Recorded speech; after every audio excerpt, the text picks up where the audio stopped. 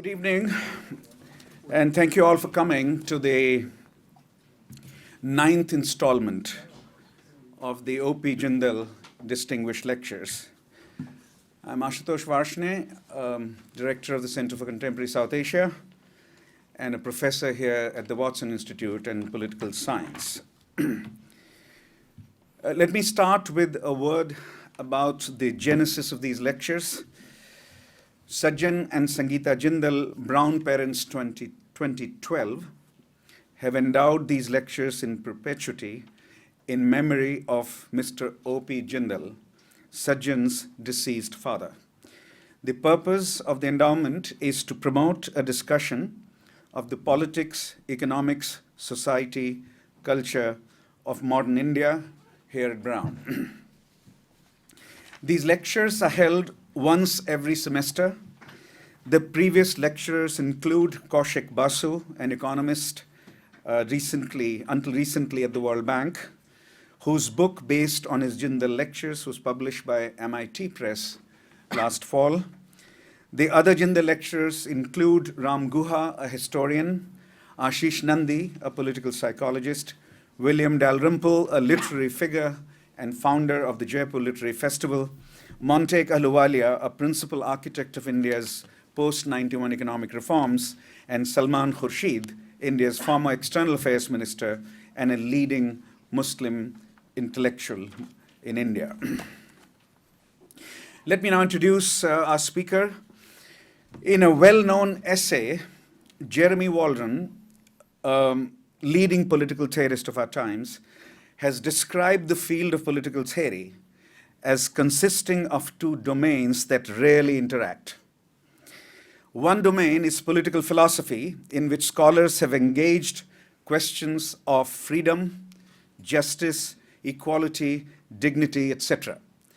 The other domain he calls political theory. That's also the title of his Harvard University Press book out two months ago.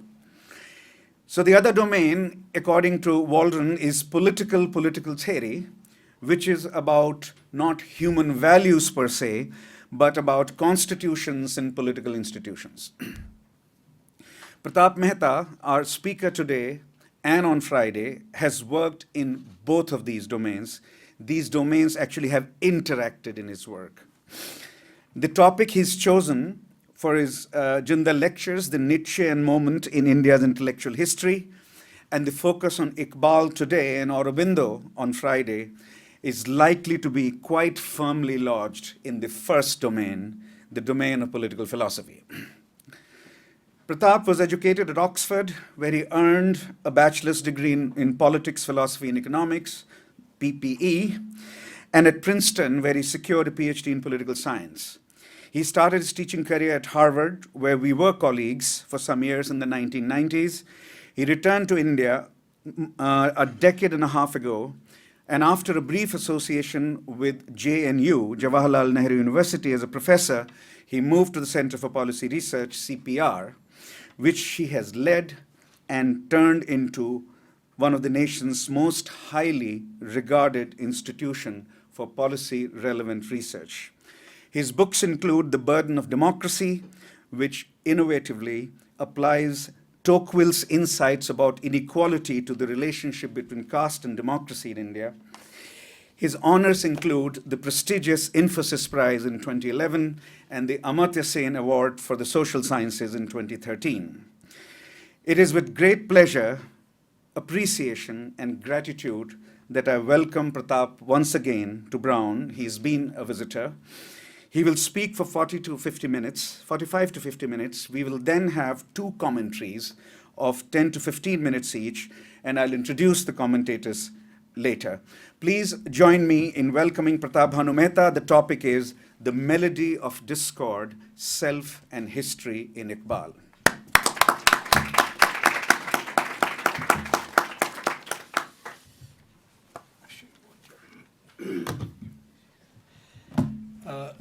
Thank you, Ashu, as always, for a very generous introduction.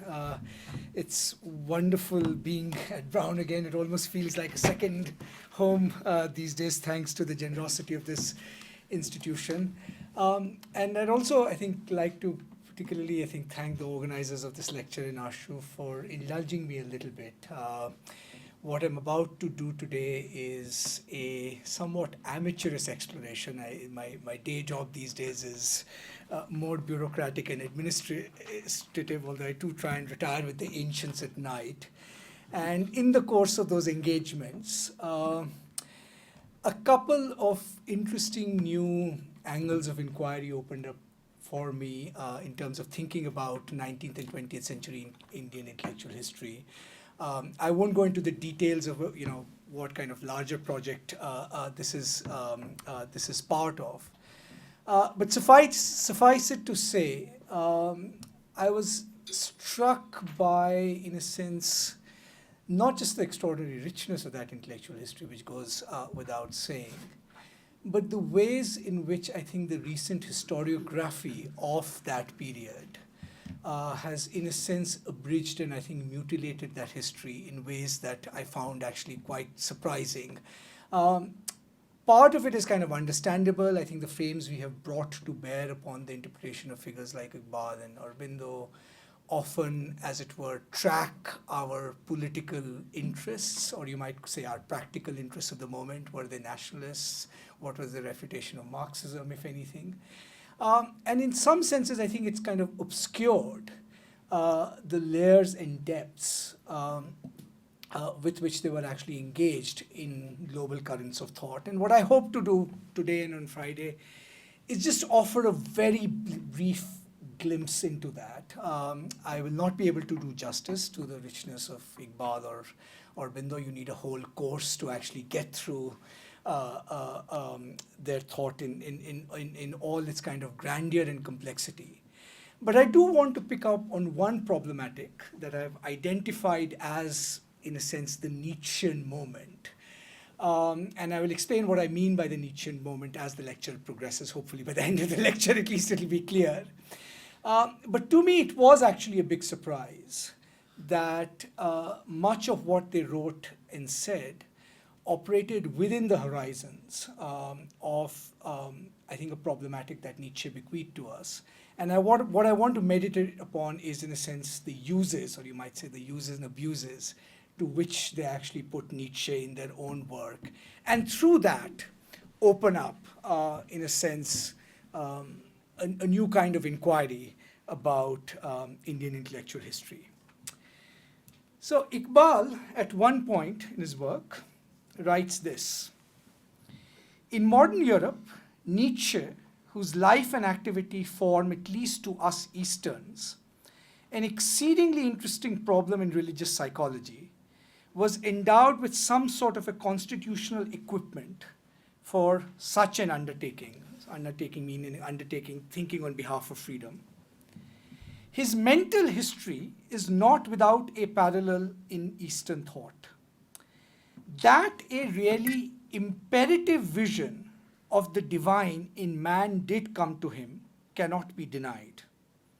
I call his vision imperative because it appears to have given him a kind of prophetic mentality, which by some kind of technique aims at turning its vision into permanent life forces.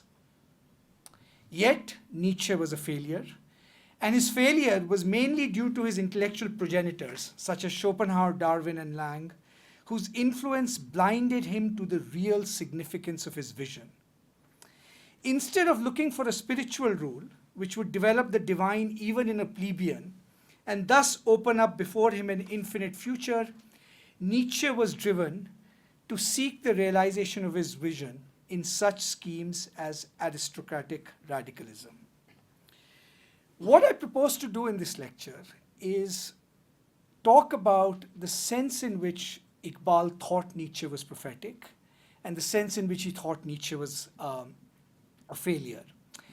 Now, the answer to this question doesn't turn out to be simple, both methodologically and kind of interpretively, because one flippant answer, if you ask the question, what was the nature of Nietzsche's failure that Iqbal is alluding to in this passage, beyond the fact that Nietzsche's thought ends up in a kind of aristocratic radicalism? One answer Iqbal gives frequently through his career is a somewhat kind of flippant and amusing answer, which is, He basically says Nietzsche was somebody who deserved saving, was in the need of being saved, and actually if only he had met Iqbal, Iqbal could have saved him. In one of his poems, Asrar-e Khudi, he says, if that Frankish sage were present in this age, him Iqbal would teach God's high place and reach. Right?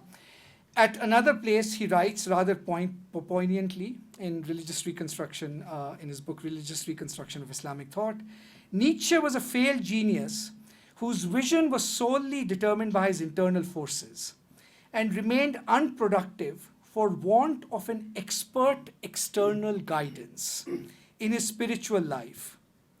And the irony of the fate is that this man, who appeared to all his friends as, quote, as if he had come from a country where no man had lived, was also fully conscious of his greatest spiritual need. He says, Nietzsche wrote, I confront alone an immense problem. It is as if I am lost in a forest, a primeval one. I need help, I need disciples, but moreover, I need a master. So perhaps in offering to save Nietzsche, Iqbal was reciprocating, and this is my argument in a sense today, the sense in which Nietzsche might have actually saved him. Right? And this talk is in a sense about this kind of mutual symbiotic need to save each other. Iqbal saving Nietzsche from himself and Nietzsche saving Iqbal from himself in turn. Right? Now, the attraction of Nietzsche to Indian thinkers, and I think there were three in particular who did engage with Nietzsche, I think, the most deeply. Anand Kumaraswamy was one, although I think in retrospect, I don't find him that interesting. But Aurobindo and Iqbal, and Iqbal's engagement with Nietzsche is the most extensive because not only do you have the most references, not just scattered throughout his philosophical texts, but all through Iqbal's poetry, you have unpublished notes, you have incredible correspondence that directly deals with Nietzsche. I think in Aurobindo's case, the references are a bit more elliptical, and we'll talk about them on Friday. Now, at one level, it's not hard to see the attraction that Nietzsche actually posed to somebody writing in late 19th, early 20th century India.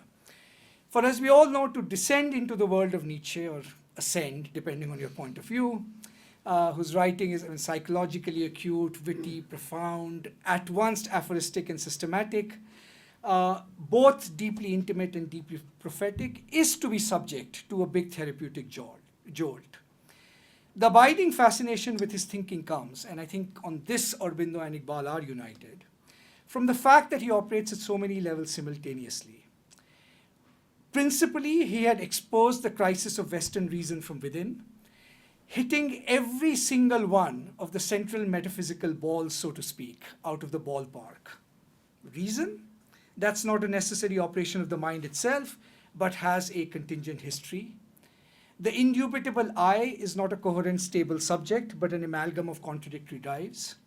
Morality, it turns out, was not the solution it was touted to be to human problems. It rested on a false view of agency.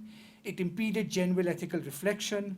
It circumscribed human greatness and presented a set of contingent values as unconditioned, universal, and independent of us. Even worse, at least in its Christian variant, it was a repressive system that deformed life itself. Civilization, you might say? That's also a repressive inversion. Rather than asking what is good for human beings, civilization asks what are human beings good for. It thoroughly instrumentalizes us. Equality and democracy in their current form did not represent new liberation. Rather, the demands for justification they raised militated against self-legislation and creativity. Human nature was not the relatively placid, fixed artifact that perhaps thinkers of the Scottish Enlightenment had imagined. It was itself products of layers of historical sentiment whose depths we barely understood. Conscience is not the divine form of reason, but a form of hatred discharged internally. So what's not to like about Nietzsche, right? Apart from the psychologically, I think, acute nature of many of these observations, the appeal of Nietzsche to people like Aurobindo and Iqbal was clear, because most principally what they did was they exposed the false universality under which colonialism had set up hierarchies of thought, right? Colonialism could not be represented as a force of liberation, but as a manifestation that was itself, but a manifestation of the crisis that was at the heart of civilization itself. And Nietzsche was an interesting way into entering what the crisis of that civilization represented. Right? Now, interpreting Iqbal's relationship with Nietzsche is a very fraught task hermeneutically, and I do want to kind of gesture at that because I won't have time to go into the detail. Allusions to Nietzsche's work abound in his texts, philosophical texts, in his poetry, in his vast corpus of extraordinary poetry, even in his poetic metaphors. And it is often tempting to sort of demonstrate the affinities between Iqbal's idea of a perfect man and Nietzsche's idea of a Superman. In fact, there's a vast cottage industry devoted to doing that right from the moment that Iqbal began to publish his works. The first published edition of his magnum opus of poetry, Asrar-e-Khudi, the Cambridge translator, our Professor Nicholson, actually, the introduction to that basically presented Asrar-e-Khudi as a kind of articulation of Nietzschean themes in sort of Eastern poetry. And Iqbal wrote an extensive essay trying to actually correct that misunderstanding, and in the process trying to distance itself from Nietzsche. And Iqbal's protest against being identified too closely with Nietzsche, even though in some senses the poetry was replete with Nietzschean themes, had a very familiar ring to it. Iqbal protested to Nicholson that actually there's the simple matter that my conception of the self or the perfect man was developed before I encountered Nietzsche, perhaps as early as 1902. It draws on ideas implicit in Islamic philosophy, particularly conception of Sufism. Nietzsche's conception of thought is aristocratic. I am a democrat. Nietzsche's Superman is solipsistically antisocial, whereas mine can find perfection only in a community of like-minded beings governed by a shared ideal. Nietzsche's Superman is beyond law, denies the existence of a stable I, whereas I believe that the self is, in some senses, an authentic center of experience. Nietzsche's Superman is materialistic, whereas I want to recast human freedom in terms of divine providence. Nietzsche's Superman was premised upon the rejection of theism, whereas I am interested in some senses furthering the ideals of Islam as I understand it. So at one level, it might seem like a sort of pretty odd task to say, well, what then is Iqbal's debt to Nietzsche, if this is the kind of the degree of his disavowal, right? There is a thorny question whether this disavowal is more a gesture than a matter of kind of sincerity on Iqbal's part, right? And what I want to claim in this lecture is that there is a hint of a lot more going on. In fact, the disavowal almost has a sense of thou protested too much. You don't have to be a Straussian to see that undertone in Iqbal's thought. Iqbal described Nietzsche as one whose heart is of a believer, even though he's an infidel. And you might argue equally, in an appropriately Nietzschean way, that Iqbal's heart had something of a Nietzschean infidel in him, even though he described himself as a believer consistently. And that's the play, in a sense, I want to work on. The one obvious attraction, as I said, Nietzsche had for Iqbal, apart from the fact that Nietzsche had exposed the crisis of Western reason from within, was that Nietzsche represented, I think as Bhrigupati, Singh and various other people have written, a kind of extraordinary circulation of perfectionist thought in the late 19th and early 20th century, a line that runs kind of from Emerson to Nietzsche, Whitman, Iqbal, completing that full circle. Iqbal had once written that he had hoped to write an extensive book on Muslim thought to show the student of Western philosophy how, quote, philosophic thinking made the whole world kin. And standard to Iqbal's kind of interpretation of this aspiration was that a post-theistic world would not lead to nihilism. Rather, it would liberate the potentiality in the human that the incrustation of metaphysics and theism had suppressed. The death of God that Nietzsche announced in a Christian sense was not the equivalent of a meaningless world. The idea of personality that Nietzsche espoused following Emerson and so forth could itself become the standard of value. So there is kind of that framing of, a problematic in terms of a global conception. But for a moment, I mean, let's dig a little bit deeper into this, the sense in which Nietzsche is a believer and Iqbal an infidel. It is almost as if you get the impression sometimes that Iqbal was using Muhammad's authority, the Quranic injunction which says, create in yourself the attributes of God, to actually underwrite Nietzsche's injunction, fellow creators, the creator seeketh. Right? Remember Nietzsche's passage in the Zarathustra, companion, the creator seeks not corpses, fellow creators, the creator seeks, right? The prophet for Iqbal, Prophet Muhammad, was a singular figure who had experienced the incandescent luminosity of the mystic. But unlike the mystic, the prophet chose to return and insert himself into the sweep of history and create a world of new ideals. But genuine freedom, Iqbal wrote, could flower only when prophets were no longer imminent. Iqbal writes, quote, life cannot forever be kept in leading strings, that in order to achieve full self-consciousness, man must finally be thrown back upon his own resources. Right? It is for this reason that Iqbal also saw himself, like Nietzsche, as a relentless slayer of false prophets and of any expectation of false prophecy in the future. Just as an aside, the brunt of his slaying of all kinds of false prophets, both in a literal and metaphorical sense, often fell on the Ahmadiyya community. It's still an ongoing struggle in Pakistan. The bearers of the Magian crust over Islam, who were constantly looking forward to new prophetic forms in the form of Zoroaster's unborn sons. And I'll return to this point in a sense later. But the point I want to emphasize is that although Iqbal consistently said that what he was doing was, in a sense, interpreting the Quran, there is something very peculiar in his kind of construction about the figure of the prophet and what that figure actually represents to us. It has more of that Nietzschean sense of self-creation rather than the prophet, in a sense, as a guide and the guarantor of the future. I'm not competent to go into kind of Iqbal's Quranic exegesis.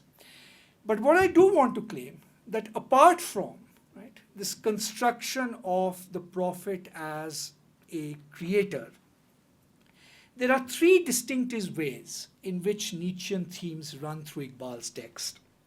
Three ruptures that are caused by, in his own work, by Iqbal's reading of Nietzsche. The first is a historiographical rupture, the second an ontological rupture, and the third a political one. And I'll briefly touch upon all three of these. So first to the historiographical rupture. There is an interesting puzzle in Iqbal's work and in Iqbal's scholarship that has to do with, in a sense, the subtle shift in Iqbal's own position and reading of Sufi metaphysics. Right? In his PhD dissertation, which was written in Germany, called The History of Metaphysics in Persia, Iqbal had argued with a certain degree of regret about the inadequacy of Persian metaphysics as a system. Right? It had not, he argued, represented in systematically developed rational system of thought the kind of mystical equivalents that you actually had in Hinduism or Neo-Vedantism. Right? And in that book, particularly the history of metaphysics in Persia, there's almost a kind of touch of regret about this fact. The fact that Islamic metaphysics is, in a sense, not developed to its kind of fully rational form that can be apprehended in thought. As you move to Iqbal's later works, particularly Asrar-e-Khudi, he seems to shift to a very different yardstick by which he judges metaphysics. And the yardstick now becomes not metaphysics' ability to comprehend the structure of reality or truth as he sees it, but the way in which metaphysics performs certain psychological needs, right? And he argues in some ways, right, that the deficiency of Islamic metaphysics at a certain point was not that it had not developed into a fully rational system of thought, but that it actually represented a system of, as it were, psychologically weakness, of psychological weakness, right?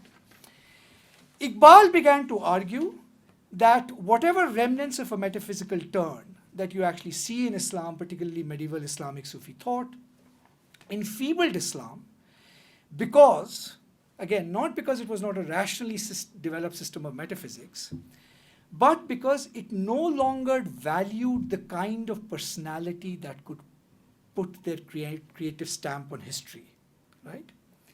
In some senses, Islamic metaphysics had come to devalue the creative side of the Prophet itself.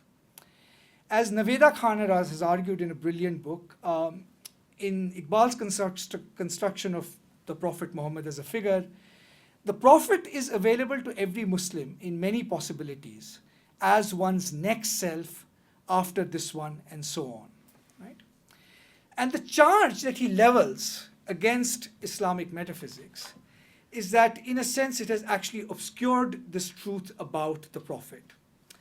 He says, this is the time we need creators of value who can put their stamp on history, not the contemplator of eternal verities. And he has this refrain on many occasions. I mean, you can go kind of citation by citation, right? Where he says that his critique of all other religious systems now is not that they are wrong or undeveloped in some objective sense. It is that they are weak. As he wrote to his translator Nicholson in 1915, Buddhism, Persian Sufism, and all allied forms of ethics will not serve our purpose, right? Why will they not serve our purpose? Because they do not, in a sense, produce healthy instincts. He even goes so far in Asrar-e Khudi, in a very Nietzschean thought, right, to actually argue that all projections of paradise that come out of, in a sense, Islamic thinking are now symptoms of, in a sense, a certain kind of psychological weakness. Paradise is for the weak alone. Strength is but the means of perdition. It is wickedness to seek greatness and glory. Penury is sweeter than princedom. O thou that taketh delight in the slaughter of sheep, slay thyself, and thou wilt have honor. So what you find all of a sudden in, I think, Iqbal's work is an incredible revaluation of the value of metaphysics itself. And the blame he places squarely, following Nietzsche's footsteps, on Plato. Iqbal wrote about Plato that ancient and ascetic sage was one of the ancient flock of sheep. He could not endure the noise of this world, and he set his heart on the glow of a quenched flame. But it's the metaphysical speculation that was inspired by the Greeks that had led to the degrading of the sensory world. And he thinks Islam had fallen into the same trap that, in a sense, Christian and metaphysics had by following Plato. The search for pure concepts, which metaphysical systems yearned for, devalued nature and history. Plato's speculations had led him to conclude that the visible world was unreal, a mere play of shadows. In the Platonic view, only ideas were eternal and permanent, and therefore a grasp of the flux of reality eluded it. Plato produced metaphysics that made concepts falsely timeless, stable and definite, in ways that obscured the flow of experience. And in a radical historiographical move, Iqbal argues, normally kind of Islamic philosophy was credited with preserving Greek philosophy. He argues it was Greek philosophy that poisoned and oriented Islam away from the empirical, right? Now, part of this was the idea of kind of his explanation for why, in a sense, after that initial flowering of science in Islam, had science fallen by the wayside, and he attributed to the baneful influence of Platonic metaphysics, right? If the modern subject was to be restored to vitality, it had to be purged of all traces of metaphysical influence. The baneful effect of the search for eternal concepts uncontaminated by sensory reality, right, for Iqbal was underscored by the experience canonically of Hindu philosophical systems, who also exhibited the same Platonic flight into unreality. What all of them had in common was they abnegated life on behalf of knowledge, rather than pressing knowledge in the service of life. And in one historiographical stroke, Iqbal does the same operation on Sufi metaphysics as Nietzsche had basically done on Platonism's influence on Western culture. Iqbal firmly believed in the experiential reality that the Sufis were referring to, but he consistently insisted, right, that metaphysics no longer represented any sets of objective truths. They should be judged by the yardstick and the needs and demands of sort of personality. Right? So that's kind of one sort of historical rupture about the effacement of sort of metaphysics. The second rupture that happens, again, shift in Iqbal's own work at this time, is captured by a letter Mac Taggart, who was his teacher at Cambridge, writes to Iqbal after the publication of Israr-e-Khudi. And in that letter, Mac Taggart writes to Iqbal, he said, "I'm writing to tell you how much pleasure I've been reading your poems. Have you not changed your position very much? Surely in the days we used to talk philosophy together, you were much more of a pantheistic and a mystic," right? So Mac Taggart's claim, and Iqbal always kind of recirculates this letter with approval, was that Iqbal had in some senses ontologically moved away from both pantheism and mysticism. And in some ways, I think this characterization is accurate, because at some point Iqbal begins to argue that pantheism bequeaths a problem, which is that it effaces individuality, and mysticism bequeaths a problem because what it does is it reinstates the dualism, in a sense, of the world. It was, I would argue, actually post his encounter with Nietzsche, that in a sense the shift away from mysticism and pantheism became actually central to his philosophical thinking. He actually finds, in a sense, a parallel philosophical problematic, for example, in the context between idealism and empiricism in British Hegelian thought, where he basically argues that, again, in his correspondence with Mac Taggart, that empiricism is particularism without coherence, and idealism is coherence without any particulars. Right? So for Iqbal, in a sense, and I'll bracket kind of the epistemological contest between idealism and empiricism that Iqbal sort of talks about. But the one central point that he actually takes away, or at least comes through in his engagement with Mac Taggart, and a rather powerful essay he wrote on Mac Taggart's powerfully, was the following. He said, "I'm with Mac Taggart in my insistence that, quote, the differentiation of the universe into different selves cannot be regarded as a mere illusion." Iqbal wrote, quote, "The absolute, according to him, further differentiates itself into concrete egos. The universe is not an illusion," which is the mystical position in some ways.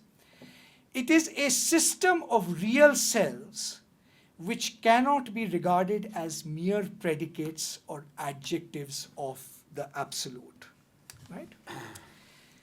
Now, quite what Iqbal means by the idea that there is a real self that is not simply an adjective of the absolute, right?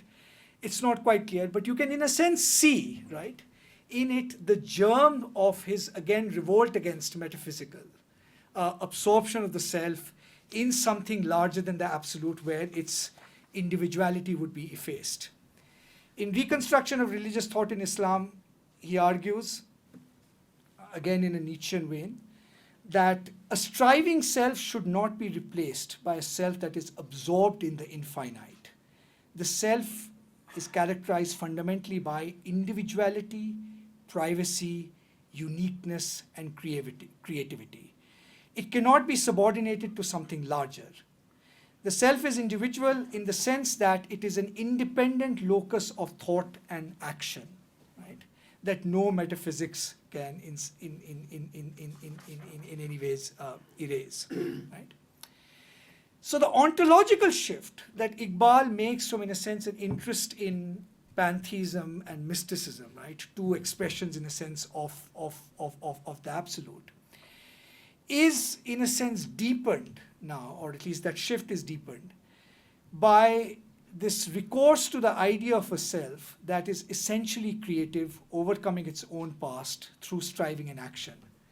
In fact, his revolt against life-denying contemplative metaphysics leads him to suggest, in an almost Nietzschean way, that existence is expression in action. Right?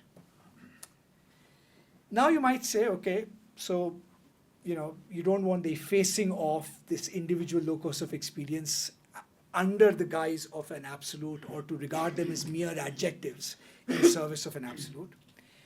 How do you then reconcile that with your claim to being an Islamic thinker in some ways, right? Because Iqbal also has this interest in the authentic religious experience and infinite. And this is where I think Iqbal makes possibly his most interesting philosophical move, where he argues that the existence of a finite ego, a locus of independent creativity and striving, can be reconciled with the experience of the infinite, right? If we simply do away with the metaphor of absorption, he writes, can the finite ego as such retain its finitude besides the infinite absolute? This difficulty is based on the misunderstanding of the true nature of the infinite. True infinity does not mean infinite extension, which cannot be conceived without embracing all finite extensions. Its nature rather consists in intensity, not extensity. And the moment we fix our gaze on intensity, we begin to see the finite ego, right, must be distinct, though not isolated from the infinite. Right? I mean, it's a very kind of striking re-articulation, right, of the religious experience in terms of the experience of the self reaching infinity in the moment of intensity, rather than, in a sense, through the exercise of absorption. And again, given that historical tradition, it's a very novel move. Nietzsche had famously argued, or described, man as passing through three stages, and it was man in his case. The camel, a stage of obedience; the lion, a stage which is a stage of self-determination and self-control. And in the third stage, Nietzsche reverts to the image of a child, an innocent and forgetful child, perhaps the ultimate model of self-legislation, not even encumbered by memory and therefore capable of creating new values. As Nietzsche wrote, the child is innocence and forgetfulness, a new beginning, a sport, a self-propelling wheel, a first motion, a sacred yes. Yes, a sacred yes is needed, my brothers, for the sport of creation. The spirit now wills its own will. The spirit sundered from the world now wills its own world. Iqbal, in a kind of interesting sort of gloss on Nietzsche's three metamorphoses, changes the final kind of conclusion or denouement of the three stages. In the third stage, he replaces the child with what he calls the divine vice-regent.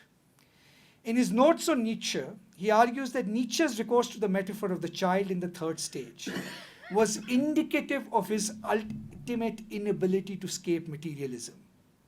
He could, in the end, despite all its liberatory potential, only toy with a biological image, one that abstracted from our experience and our embodiments in society and history. Right? Like Nietzsche's child, Iqbal argued the divine vice-regent is the creator of values. Of course, remember, the most perfect example of a divine vice-regent is Muhammad, right? Who remains an example available to us all. But the creativity of the vice-regent is not born out of innocence, but out of experience, as it were. It is not a creativity born out of forgetting, that's how Iqbal reading sort of Nietzsche, nor is it sundered from the world, right? An idea that Iqbal thought in the end condemned Nietzsche to the same escapism that mystics had been condemned to. It is rather based on an opposite. The creativity of the vice-regent is based on the opposite. Not a forgetfulness, but a realization of the way in which we carry the imprint of past time. For Iqbal, taqdeer, right, the Islamic concept, which Quran describes as destiny, is not predetermination. It is rather the claim that time is an organic whole in which the past is not left behind, but is moving along with and operating, in a sense, in the present. As Iqbal put it in his essay on Mactaggart, the serious thing that happened to poor Nietzsche, whose peculiar intellectual environment led him to think that his vision of ultimate ego could be realized in a world of space and time. Right? In a sense, what Iqbal offered as a substitute is a new conception of time, and I think it's worth thinking about, perhaps in discussion, what the distinction between this and Nietzsche's idea of eternal recurrence is. But fundamentally, that Nietzsche, having recognized the stages in the metamorphosis, had no conceptual tools to think outside of, as it were, existing notions of space and time. I finally want to end briefly with the third rupture and then sort of bring this to a close, which is the political one. So there's the historiographical one about how do you write the history of metaphysics by importing a new psychological standard, right, to judge its adequacy in terms of its contribution to the development of personality.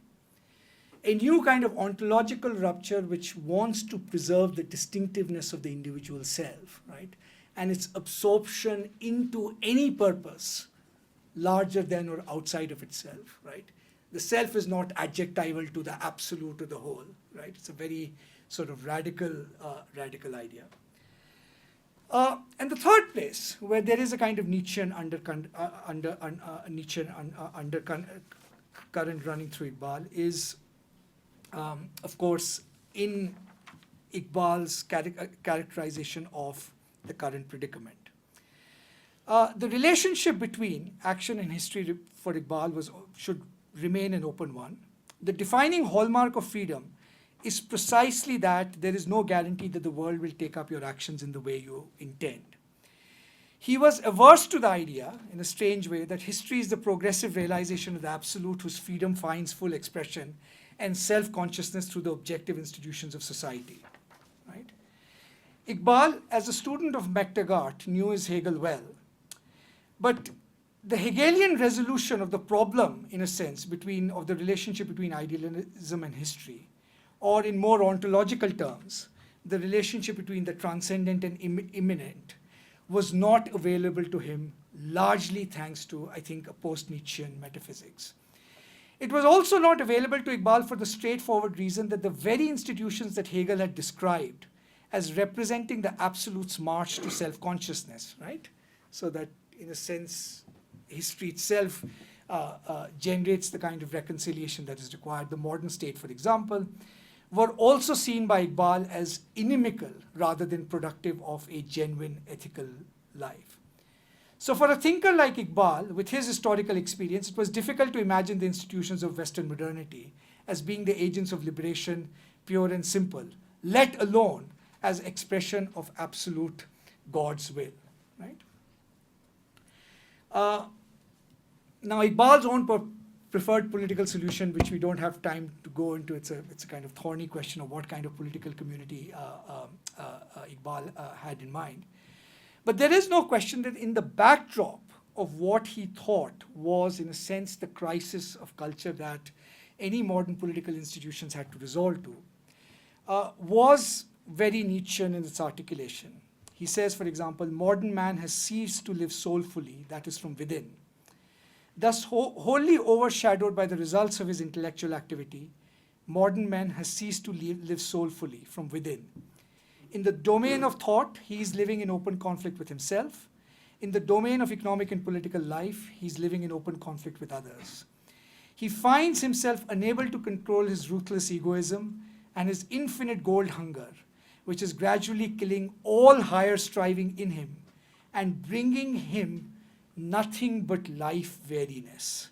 Right? And he sort of goes on, and then he says, the technique of medieval mysticism by which religious life, in its higher manifestations, developed itself both in the East and West, has now practically failed. Right? And in the Muslim East, it has perhaps done far greater havoc than anywhere else. For far from reintegrating the forces of the average man's inner life and preparing himself in the march of history and perfection, it has taught him a false renunciation and made him perfectly content with his ignorance and spiritual thraldom. Right? So, I mean, this is kind of the shared common ground in the characterization of, in a sense, of the crisis of culture. Right? Moreover, like Nietzsche, Iqbal, I think, was convinced that most modern political ideologies did not offer a solution to this predicament. Socialism, nationalism, democracy all failed the test of personality. Right? And it's a figure he invokes again. And the arguments are straightforwardly Nietzschean. I mean, there's no. Right? But I just want to end with, I think, to make this kind of sense of crisis more complete, is how these strands come together in Iqbal's politics. By referring to a controversial subject in his career, which is Iqbal's views of Ahmadiyas, right, which is a sect, or it's a debate whether it's a sect of Islam or not. It's been declared a heresy, which I think brings out what's at stake in his diagnosis. On the subject of Ahmadiyas, Iqbal had a fascinating and remarkable exchange with Jawaharlal Nehru. And this is not the occasion to discuss the full political consequences of Iqbal's view on Ahmadiyas, which are still tragically playing out in contemporary Pakistan. But what is, I think, of some interest is I think, the conceptual moves he makes in discussing the Ahmadiyya sort of problem. In his essay on the Ahmadiyas, at one level, he begins with a very resounding defense of the idea of toleration. In fact, he begins by rejecting kind of the Gibbonian conception of toleration. Faisal Devji has written about this. And he argues that what we need is a spiritually powerful form of toleration. He says it's obvious that most forms of these types of toleration have no ethical value. On the other hand, most forms of toleration reveal the spiritual impoverishment of the man who practices them. True toleration is begotten of intellectual breadth and spiritual expansion. It is the toleration of the spiritually powerful man who, while jealous of the frontiers of his own faith, can tolerate and even appreciate all forms of faith other than his own. Of this type of toleration, the true Muslim alone is capable. His own faith is synthetic, and for this reason, he can find grounds of sympathy and appreciation in other faiths. And then he goes on, only a true lover of God can appreciate the value of devotion, even though it is directed to gods in which he himself does not believe. Now, this remarkable passage is often taken as a statement of Iqbal's deep and extraordinary form of toleration. It's a toleration based on the rejection of weakness and necessity and indifference, right? There is something deeply attractive about this passage, where toleration is premised on recognizing oneself in the other, as it were. The same striving, even though it is devoted to other gods.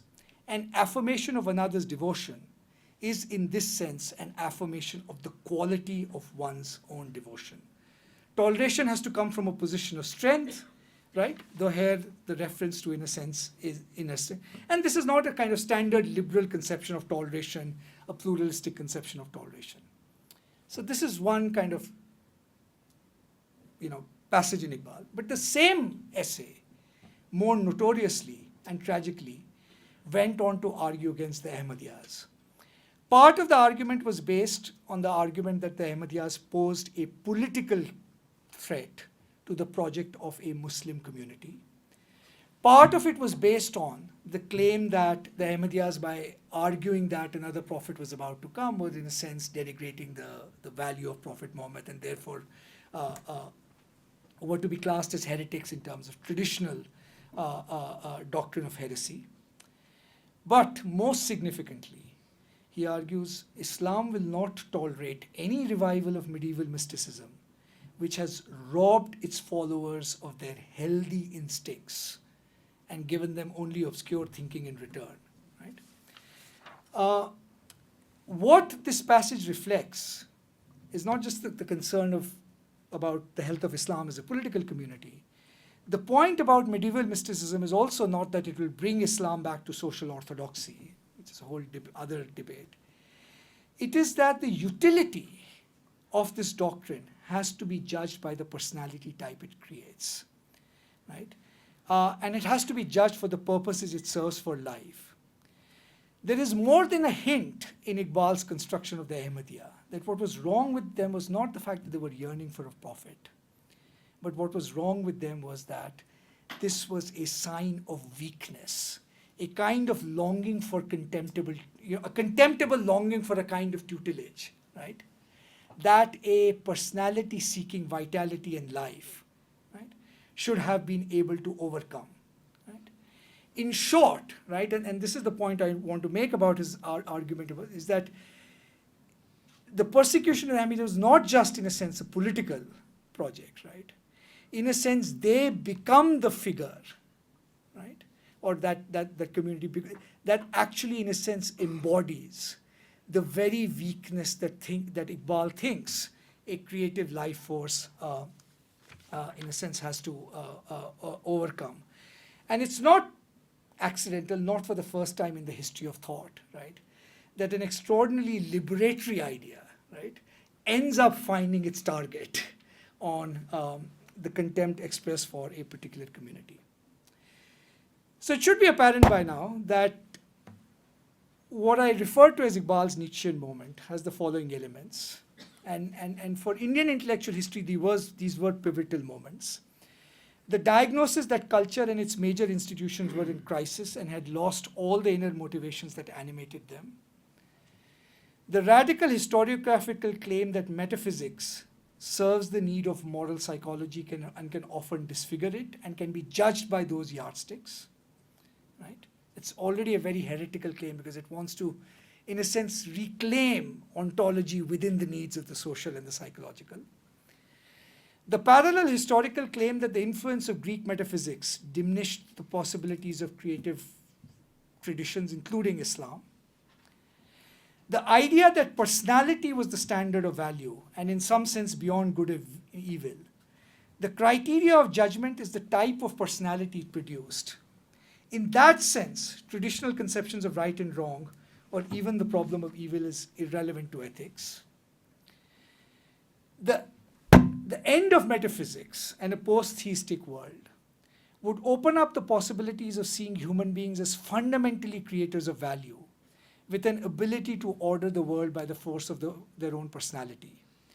These values were not inscribed in the objective order of the universe, to be grasped intellectually, right, but in a sense to be created from the self, from within. The refusal, in Nietzschean terms, of historical teleology and the comforts of kind of Hegelian idealism, and a kind of acceptance of the ethical irrationality of the world. And yet, right, the hope that all of the above did not amount to a new kind of nihilism, but opened up the possibility of a new form of perfection. Right? In that sense, right, I hope you can see the sense in which there is too much of the infidel in Iqbal, as I had suggested. But perhaps in this radical rupture, and this really is a radical rupture. I mean, I don't think Indian intellectual history kind of recovers after this. The functional use of metaphysics, all of this becomes sort of commonplace, right? Where Iqbal, on the one hand, thought what he could do is abolish all dualisms, the epistemic dualism between a mystical form of knowledge and other forms of knowledge, and ontological dualism between the infinite that exists independently of us and our individual selves. and a political dualism between the secular and the sacred. Right? This very radical project perhaps could have used, one bit of Nietzschean warning that if you actually unleash the inner ocean of the self, you're not quite sure whether what will emerge out of it is God or Titan. Right? And we'll see how that problem plagues Aurobindo next week.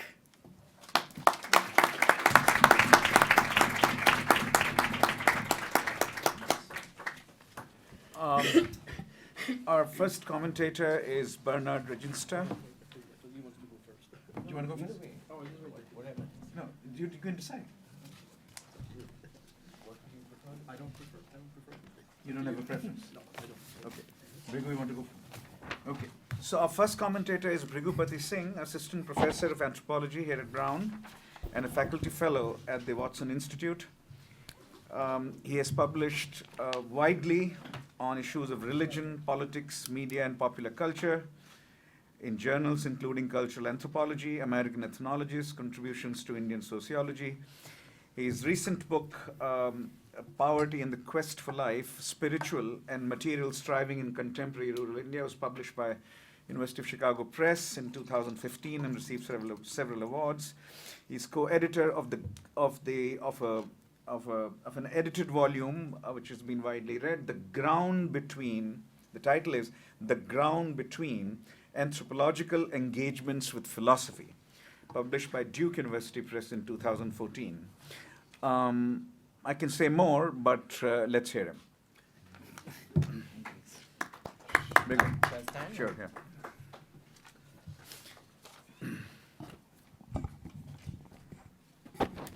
Good evening, and thanks, Pratap. Thank you for the incredible philosophical labor of this paper, in addition to so much that you already do in India to keep democratic thought and intellectual life alive. I am an anthropologist who only occasionally writes essays that could be called philosophy, although the lines are disputed between which discipline ends and where the other one begins. But as a result, I love Pratap's image of going to sleep with the ancients, because philosophy was always meant to be an erotic relation, a secret love affair that you have that makes the rest of your life look interesting. So thank you for that image, which I wouldn't say is a dilettante. It's what philosophy was meant to be, I think. So to begin, one of the questions that concerns us quite deeply here at the Center for Contemporary South Asia at Brown is this: what is the meaning of the term contemporary? How far back does it go, and how far ahead do we dare to look if we don't just assume an impoverished notion of the present? Pratap, as we know, is best known as one of the foremost commentators on current events in South Asia. What currents might we sense in his talk today? Are these events still ongoing, or is it just intellectual history of the past that is at stake here? Maybe there's a different horizon of time that we must be open to if we are to listen to a philosophical argument. And there is a labor of listening involved in philosophy, which is quite tough in a way. And because the horizon is different, it's easy to miss the events and the urgencies within this form of thought. So in my comments today, I want to do three things. The first is to situate what I see as the horizon and the urgency of the form of thought in which Pratap is engaged, slightly differently than just Indian intellectual history. Second, for those who are more distant from these particular philosophical regions, I want to emphasize the extent to which Pratap engages what in social science we would call alternative explanations offered by other recent authors, and his really kind of remarkable intervention he makes into a cluster of arguments, recent arguments on Iqbal. And lastly, I'll hope to offer what I see as a very crucial suggestion from within philosophy, which I hope will take the argument a step further. So first, the urgency. To cite a line from Pratap's introduction, what did colonialism reveal about the human condition? Are we still living in this condition? Or to phrase the question differently, how would thought proceed not from Midnight's children, but from its grandchildren, that is us, for whom philosophical thought, say from a non-Western context, cannot of course invent itself out of nothing. In my own work, I've tried to phrase this question somewhat cheekily by asking what comes after post-colonial theory. I see the intimations of an answer in the kind of work that very few people do, but thankfully one of them is with us in Brown, Leela Gandhi, whose books create a kind of world map through connections and affinities where the West and the so-called non-West are found not only through mutual negations. I see Pratap's engagement as doing something somewhat similar. Following my own favorite philosophers, Gilles Deleuze and Félix Guattari, I call this geophilosophy, a philosophy of the earth. I mention the French philosopher Deleuze not only because of my own preferences, but because for many who are interested in these issues, Deleuze is one of the finest 20th century readers of Nietzsche and Henri Bergson, the two Western philosophers closest to Iqbal. I'll return to Bergson in a minute, but meanwhile I want to emphasize the horizon of what some call, or what I would call the danger of such a term, but world philosophy, although such a term would be open to the same dangers as world religions or world literatures, but there is something at stake in that. In a way, because I emphasize this, because on the face of it, Pratap's concerns are quite distant from the preoccupations of most political theorists, the ones we are most familiar with, for example, concerns such as nations and nationalism, as with Partha Chatterjee, or caste, as with Gandhi-Ambedkar debates that are of a lot of significance at present, as well as the sort of well-wrought questions from Harvard, particularly of redistributive justice and so on, associated with philosophers like John Rawls and Amartya Sen, among others. So somewhat unexpectedly and possibly to his disadvantage, because people often don't get the significance of this kind of speculation, Pratap is preoccupied here with a basic question of philosophy, namely the ways in which metaphysics, or the horizon of the infinite, call it God, or Elan Vital, was a central concern for Iqbal, founding thinker of South Asia, and among others, and the ways in which this may, although it also may not, remain alive as a concern for us today. Do we still care about metaphysics, or is it something that is just a question of history? The invocation of the global should also make us wonder about territory and location. Iqbal is a thinker of where? Of Pakistan, of India, or of Islam, or of the world? What is his proper territory? And who has the right to speak about Iqbal? In philosophy, we earn such a right not by citizenship or religion, but by living with a thinker. Any great thinker has a territory, of course, but they also travel and exceed that territory. Thinkers can be lost by leaving them for too long to be ossified in a particular territory. Tagore, for instance, perhaps needs to be philosophically regained by wrenching him out of Bengal and Bengali cultural nationalism. Yeah. At the same time, territory is very, very important. It can't be defined simply by equations that Iqbal is Muslim, and nor, because then we'd miss the enormous reinterpretation that Iqbal offers of Islam, which we'll turn to in a second. Or another false equation, as Pratap clarifies, is just to spot comparative resemblances. For instance, to say that Iqbal's perfect, or better maybe perfectible human, Insan ul Kamil, is the same as Nietzsche's Superman, a resemblance that Iqbal himself, as we saw, disagreed with. Instead of resemblances, a territory might be defined by its arguments. Pratap departs from the three most significant arguments on Iqbal made by South Asian scholars in recent years, namely Aisha Jalal, Faisal Devji, and Navida Khan. To summarize these arguments in one sentence each, a liberty I feel I can take, because at least two of them, Devji and Khan, are very close friends of mine and long-standing interlocutors. So Devji, in short, argues that Iqbal remains a Sufi through and through because of his philosophical emphasis on the self. That's Devji. Very differently than Devji, Aisha Jalal presents Iqbal also as a founding thinker, but as a thinker of secularization, which she differentiates from secularism, arguing that his emphasis on the finality of prophethood, and thus Iqbal's famous intolerance of the Ahmadis in their opening up of the idea that prophecy could continue in the modern world, is an argument for a kind of self-sufficient individualism empowered with the right of ijtihad, that is rational interpretation, to question the actual instantiation of Quranic values. So that's Aisha Jalal. Differently from Aisha Jalal, Navida Khan argues that via Nietzsche and Bergson, Iqbal arrives at a question of what becoming might mean within Islam, or how newness might emerge within religion.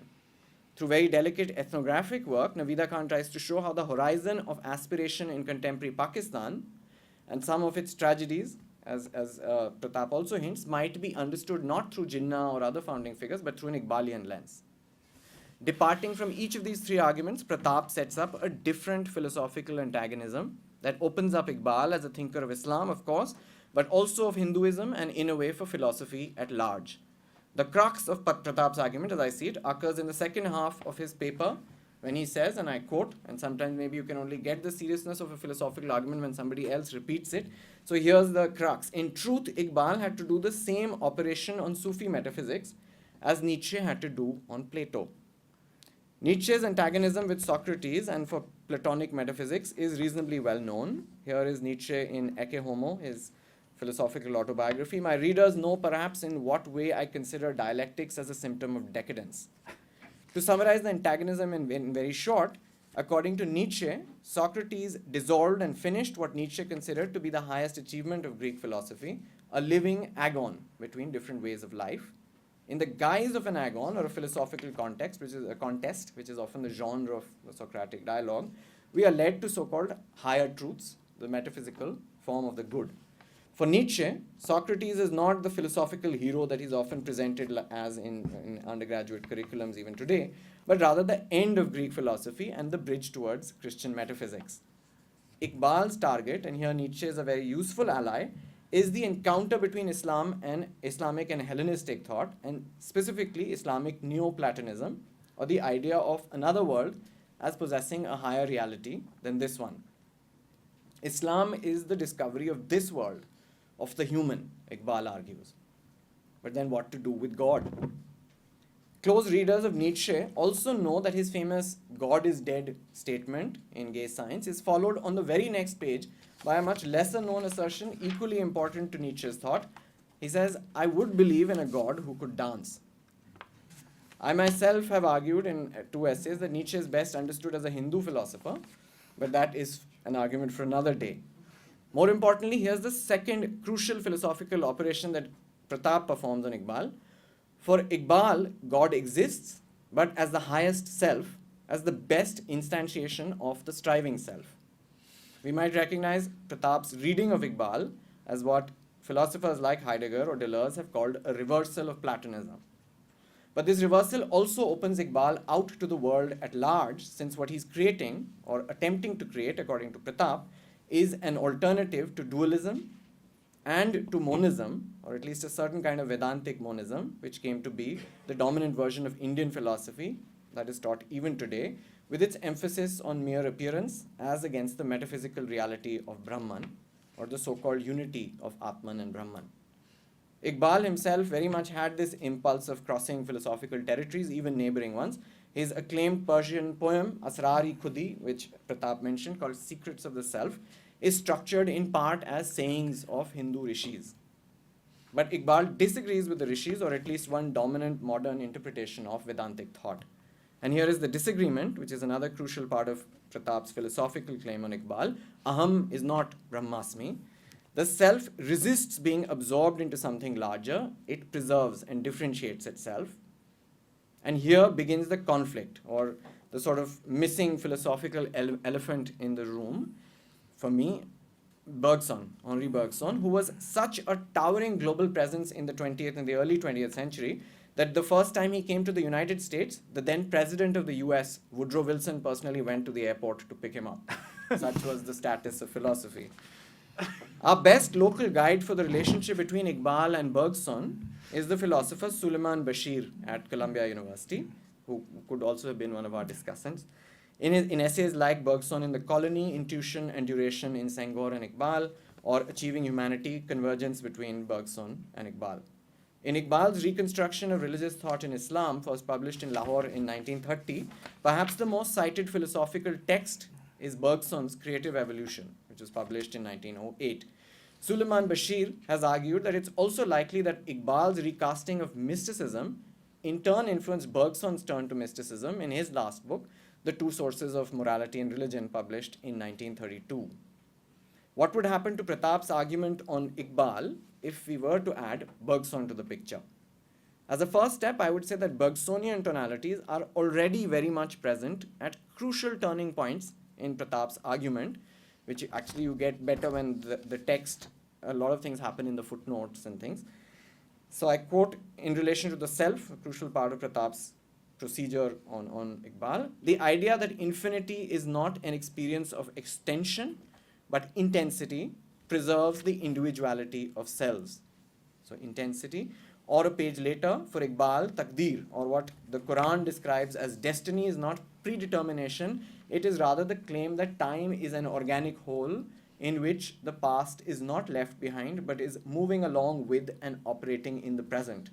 This is Bergson, word for word, and it's quoting creative evolution. Similarly, Pratap's emphasis on the idea of ishq in Iqbal, not as love, but as intuition, ranked higher than intelligence, is again very directly a Bergsonian insight. The entry of Bergson more explicitly into Pratap's argument is not simply a philosophical technicality, I think. It would reshape the consequences of the argument. Since Pratap is a political theorist, I'll end by offering 3 political consequences of reanimating Iqbal through Nietzsche and Bergson together.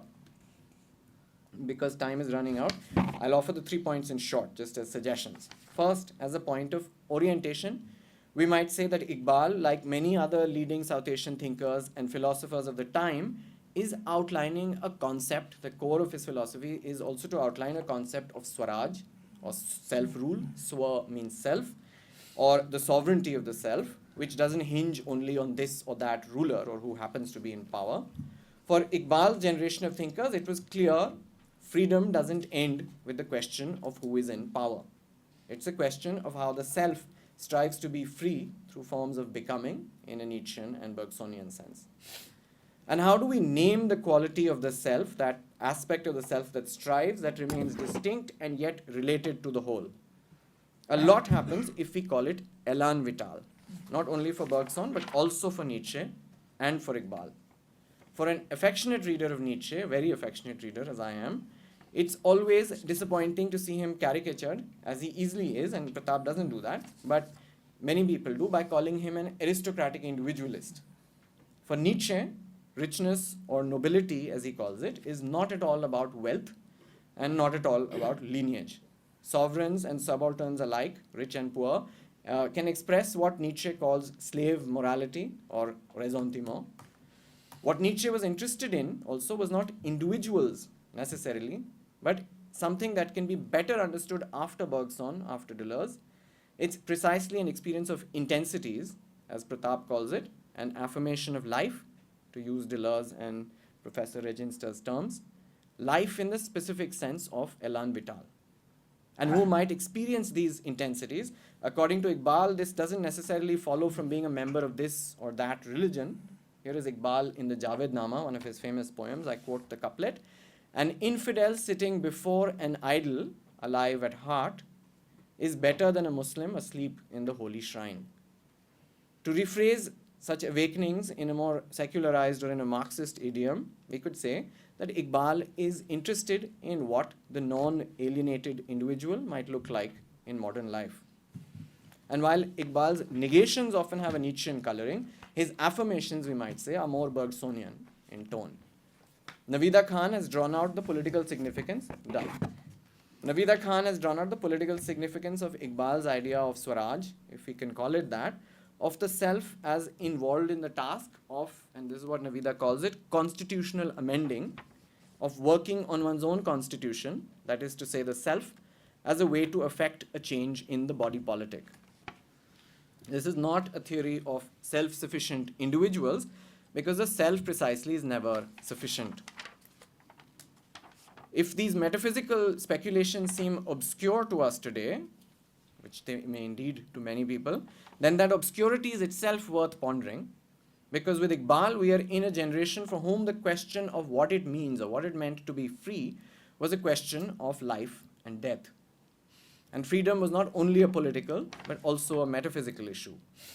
And if this is not the case today, then how exactly did this happen? And what disappeared when freedom became only a question of redistribution and of capacities?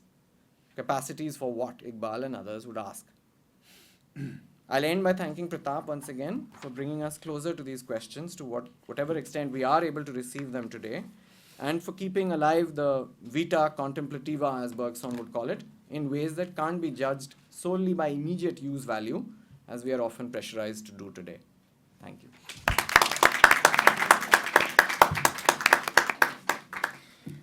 Our next commentator, Bernard Reginster, chair of the philosophy department here at Brown. He has been in this university since 1994. His research has focused mostly on issues in ethics, metaphysics, and moral psychology in the 19th century German philosophy. And he's published a number of articles on Nietzsche and on 19th century ethics. His book, The Affirmation of Life, published in 2006 by Harvard University Press, offers a comprehensive interpretation of Nietzsche's ethical thought. Bernard. Thank you.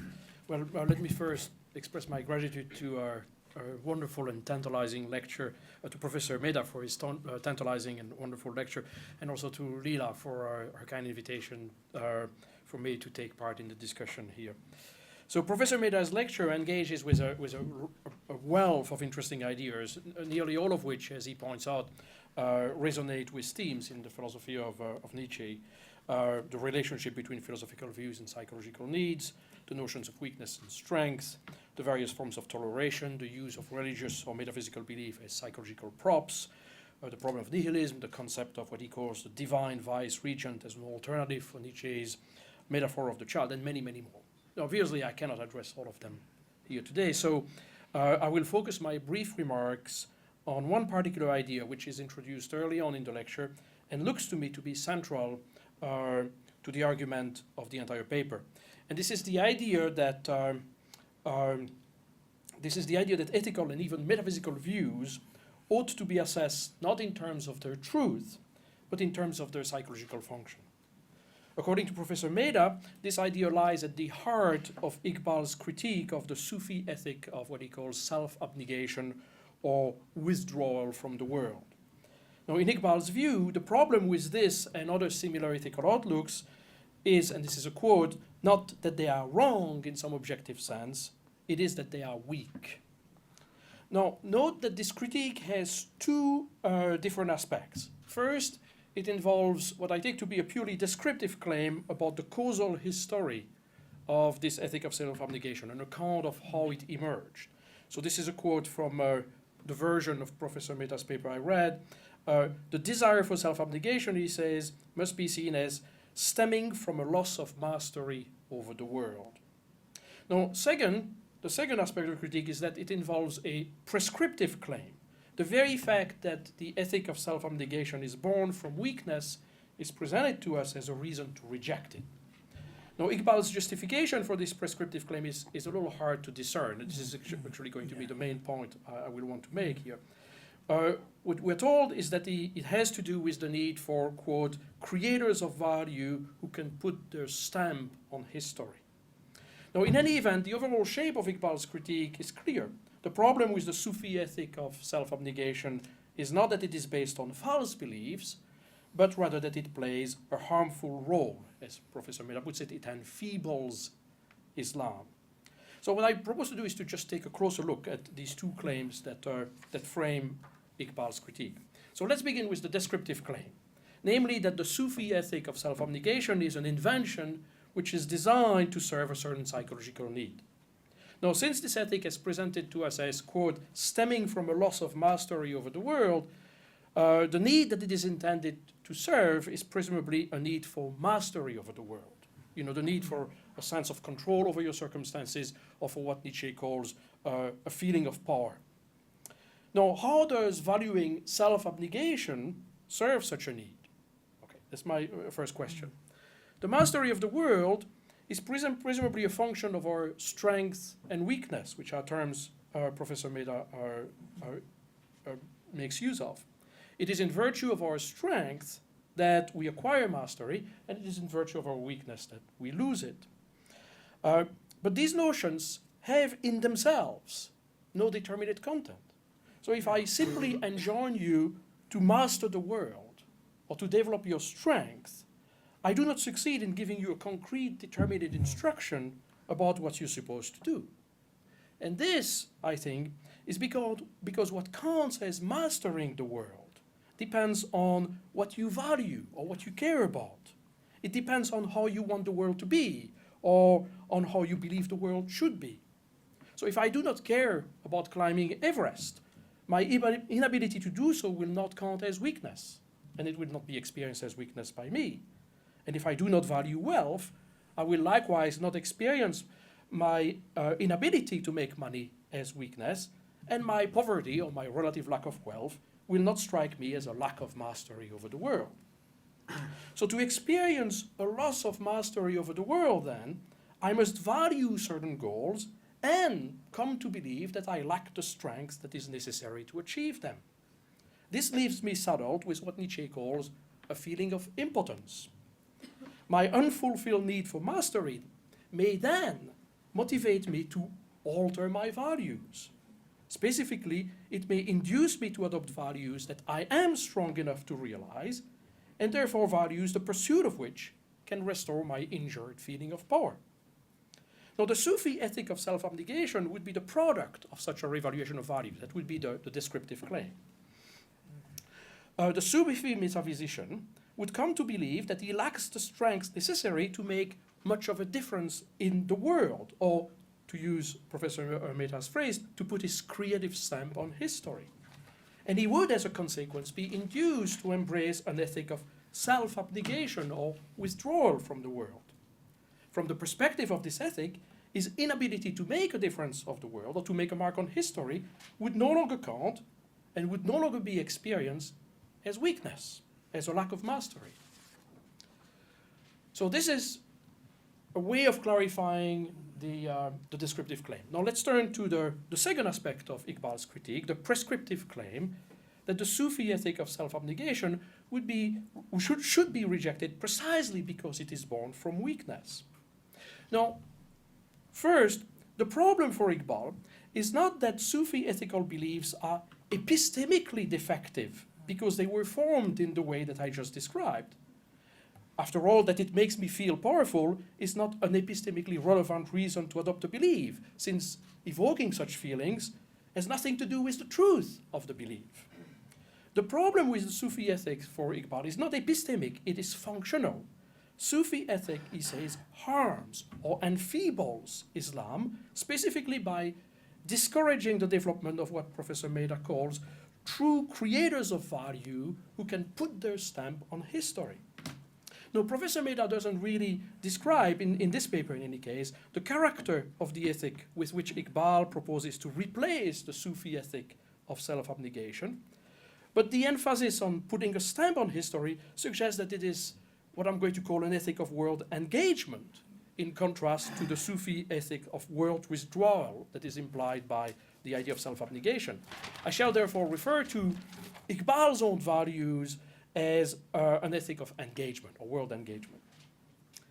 Now, Iqbal argues that the ethic of self-abnegation should be abandoned because it is weak, because it enfeebles Islam. But does it?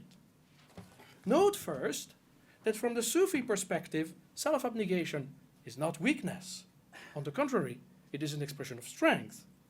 From this perspective, mastering the world is nothing over and above than mastering one's own desires, one's own worldly desires, which is what self-abnegation consists of. Perhaps Iqbal's objection is not that self-abnegation is not an expression, that self-abnegation is not an expression of real strength, but only make-believe or pretend strength. But this doesn't strike me as plausible for two reasons. First, as I noted, what counts as strength depends on what one values. Iqbal can therefore not suppose that the ability to realize engagement values is not real strength. Okay, so if strength is indexed, what counts as strength is indexed to your values, you cannot say that what counts as strength from the perspective of the values is not real strength. But there's another point that I want to make here, is that the simple fact that self-abnegation itself is undeniably hard. It takes a genuine kind of strength to withdraw from the world. So the problem with self-abnegation then cannot be that it replaces real strength with merely apparent strength and so fails to fulfill the need for mastery. So that won't work. Perhaps Iqbal supposes that those who subscribe to the Sufi ethic of self-abnegation are deep down, in fact, committed to his ethic of engagement. and they don't recognize it, and his psychological account of the origin of Sufi ethic would be intended to bring this to light. That even those who subscribe to Sufi ethic, deep down, in fact, are committed to the kind of ethic that Iqbal advocates, the ethic of engagement. It is only because they lack the kind of strength to required to realize engagement values, to leave a mark of history, for example, and cannot tolerate the resulting feeling of impotence, that they self-deceptively abandon these values and adopt an ethic of self-abnegation instead. In other words, Iqbal's claim that a certain kind of weakness motivates the invention of Sufi ethic of self-abnegation would be meant to show that those who subscribe to this ethic, in fact, deep down, endorse the very engagement values for which he advocates. Now, for this form of argument to work, however, Iqbal would have to show that the Sufi ethic of self-abnegation was, as a matter of historical fact, an invention of weakness designed to make the weak feel strong again. He would have to rule out that this ethic was instead motivated by the discovery of genuine metaphysical and ethical truth. But as Professor Mehta suggests, Iqbal leaves this issue unresolved. And I quote from Professor Mehta's lecture, "The tension between the representational claims of theology, of Sufi theology, and its functional one is never fully resolved in Iqbal." Okay, so maybe now Iqbal might simply try to bypass this difficulty by noting that even if Sufi self-abnegation was initially an ethic based on the discovery of metaphysical and ethical truth, it could be that it now functions, or it can function psychologically as he describes. After all, a given belief could be true and at the same time be recruited to play a specific functional role in the psychology of the agent who holds it. For instance, my feeling guilty on some occasion may be based on my correct belief that I have willfully violated a moral norm, and at the same time, to borrow a famous Freudian idea, be used by me to vent inward on myself aggression that I can no longer vent outward. But whether Sufi self-abnegation plays the psychological role Iqbal attributes to it in all or perhaps most cases is an open question, and one, I believe, which is virtually impossible to answer. Now, moreover, even if the Sufi ethic of self-abnegation is at its historical origin an invention of weakness, it doesn't follow that this is how it still functions by the time Iqbal criticizes it. After all, those who at that time subscribed to this ethic of self-abnegation likely have never endorsed or heard of the values for which Iqbal advocates, the engagement values. Okay? And then, having recognized their inability to realize them, pretended to abandon them to restore their sense of strength and mastery or their feeling of power. Simply, they adopted the Sufi values because these are the values they learned from their parents, their clergy, or their culture in general. The need for mastery had nothing to do with it. So, let me conclude. As Professor Mehta notes, and I quote, Iqbal remained of the firm belief that true creative individuality had to work on the raw material of history, not escape from it. Okay? Now, presumably, this refers to an ethic of engagement in the world, as I pointed out, rather than withdrawal from it. Now, it is no doubt a firm belief, a conviction on Iqbal's part. My question for Professor Mehta is this: is it anything more than this? Is it a claim for which Iqbal has offered decisive arguments, which even the Sufi metaphysician ought to accept? Thank you. Thank you very much. May I draw some of the discussion or direct some of the discussion towards political theory, that part of Jeremy Walden. We've had an extensive political philosophy discussion here about values, about self-abnegation, psychological functions of metaphysics, etc., etc. But it's also known that that Iqbal was the philosopher of Pakistan, where the idea of Pakistan as an independent entity, or as an entity belonging, even if part of India, as entity representing Muslim aspirations, right? That idea, many would argue, was not born in Sir Syed, but born in Iqbal's thought. So may I direct you towards that, partly also for an instrumental reason, not simply for Jeremy Waldron reason. That is that some of the students of my class are here, they're writing this week an essay on the birth of Pakistan. All right. And they want to see what is the connection between Iqbal, Jinnah, Pakistan, and also Azad. So they've read all that. So may I invite you, therefore, while you respond to Bhrigu and Bernard, on what philosophical / metaphysical / any other deeper basis the justification of Pakistan was given, A, and B, in what ways is it different from Jinnah's justification of Pakistan, or is it similar to? And thirdly, what would Iqbal say to Maulana Azad's argument that Islam and Hinduism are two different religions, but they can easily live in one nation called India? And you don't need a separate political entity for satisfying Muslim aspirations, either spiritual, cultural, or political. So maybe, yeah. And then we'll open up. Thanks. I mean, the discussants was such a treat, and they should have given the lecture, actually.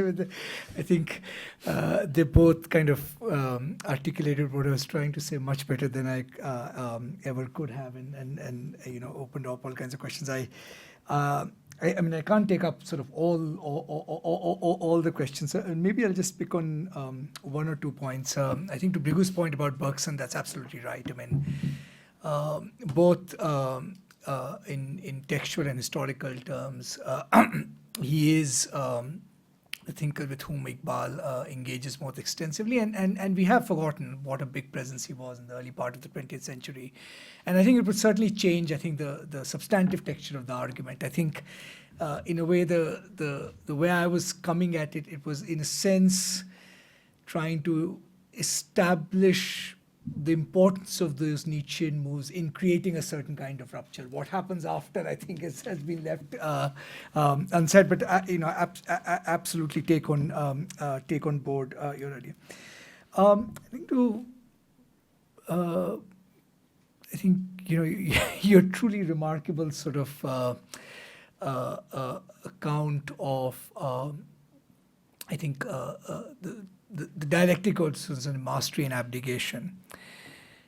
I'll give 2 preliminary responses, I think, and I would emphasize that I think they are preliminary. So one, I think, which is just as a matter of fact, which I think is you might say an interesting absence in Iqbal, is you actually don't, I mean, for somebody who talks about the inner depths of the self as much as he does, you actually don't have as elaborate a construction of the civil war inside the soul as you might in Plato and Nietzsche, which in a sense goes to your question about, when is abnegation, when is it actually mastery?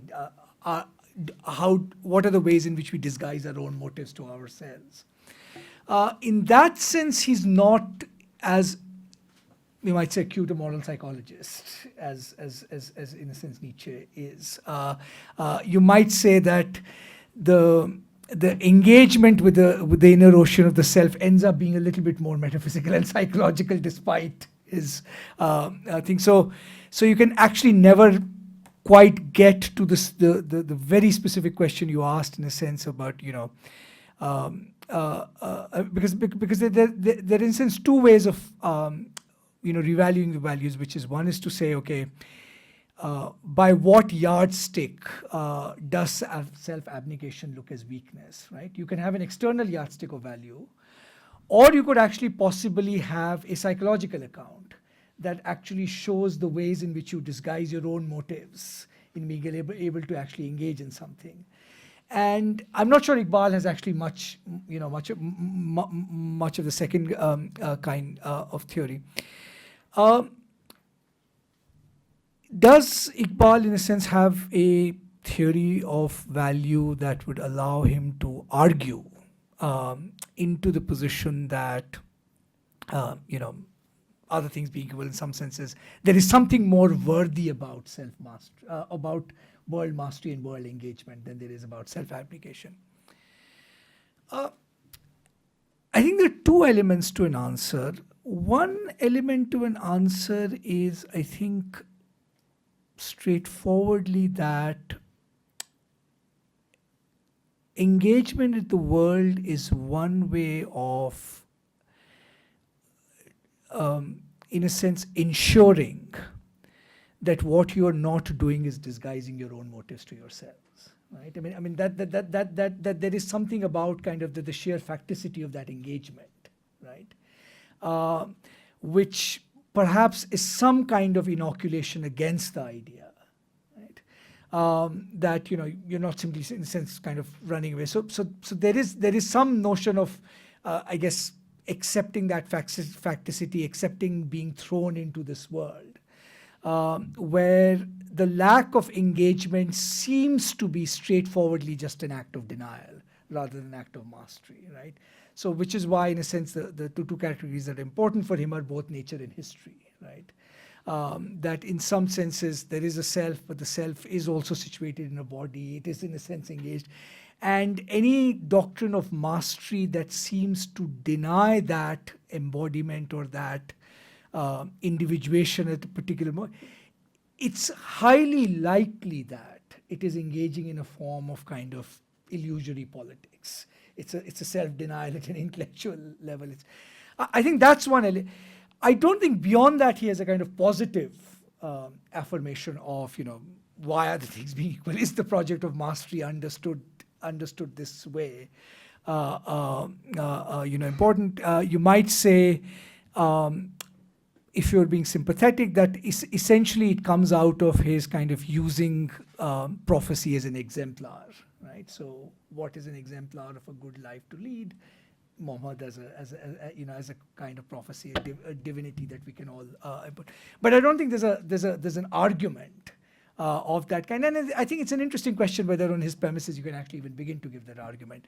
But I think it's that negative construction that disengagement on the surface is more likely to rest on some denial of obvious facts, which you could sort of which you should take on board if you're being genuinely creative rather than just running away from the world. Ashu's big question. My students are waiting for your answer. So let me, I think, say it this way. So here's a nice line actually that Naveda Khan uses about Iqbal in Pakistan, which I think has something to recommend to it, which is that Pakistan was the consequences of his words, if not the consequences of his thought. There's something to that effect. I'm not getting the exact quote right? The point, I think, and this is, I think, a general methodological point now about looking back at political debates in that period, which is, at one level, nobody got what they wanted, right? And I think we too often easily assume that the outcome that we saw in the partition, right, its seeds must have been kind of irrevocably contained, right, in some ideological doctrine or idea that justifies it, right? My own way of kind of carving out, I think that debate now is very different. I don't think this debate over partition can be looked at only if you confine it to the question of territorial partition, right?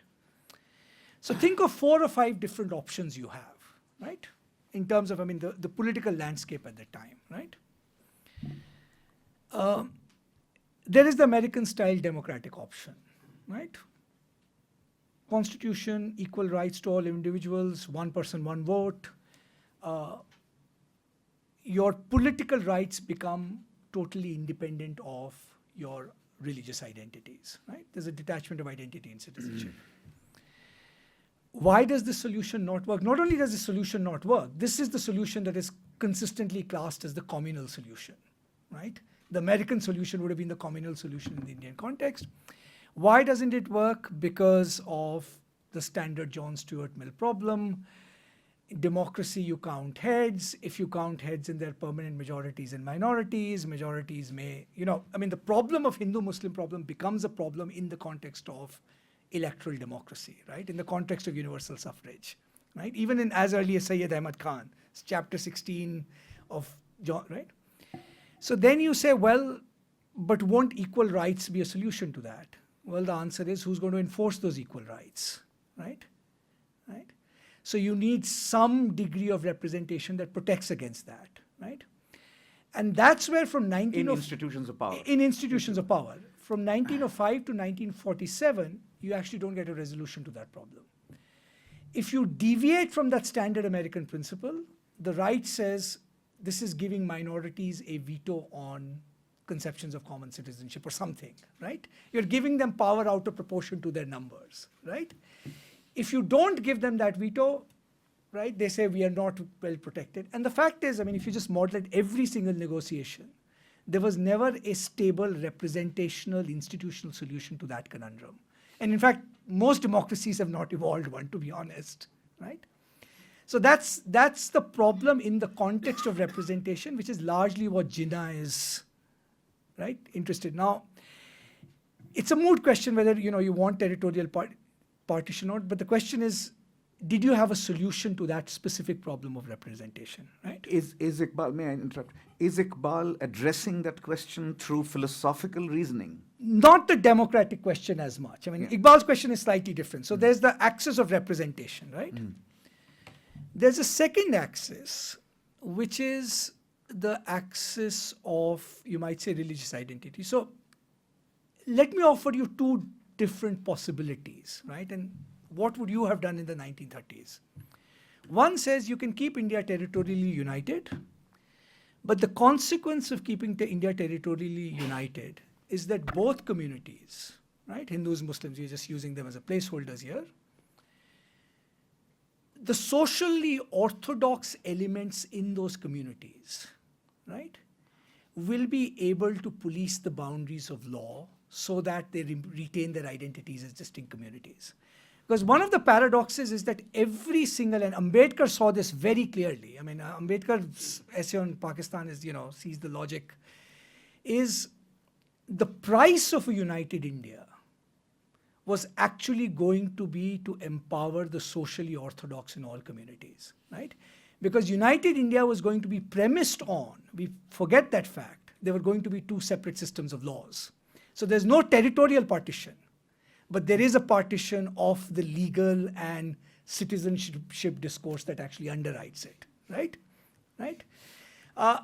It's an interesting question if you're somebody like Jawaharlal Nehru in the 1930s and 1940s, right?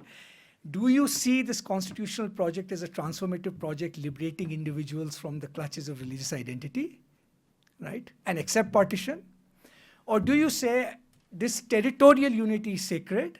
We are willing to live with, a community being governed by Sharia and be governed by something else, because that would have been the natural consequence, right? Right?